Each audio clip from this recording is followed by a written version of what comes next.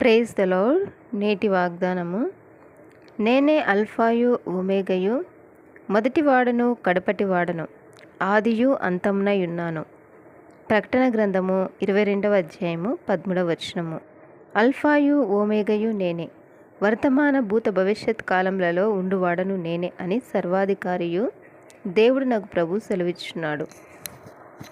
నాకు ముందుగా ఏ దేవుడును నిర్మింపబడలేదు, నా తర్వాత ఏ దేవుడు నుండడు. నేనే యెహోవాను, నేను తప్ప వేరొక రక్షకుడు లేడు. ప్రకటించిన వాడను నేనే, రక్షించిన వాడను నేనే, దాన్ని గ్రహింపజేసిన వాడను నేనే. ఏ అన్య దేవతయు మీలో నుండి ఉండలేదు. నేనే దేవుడను, మీరే నాకు సాక్షులు. ఇదే యెహోవా.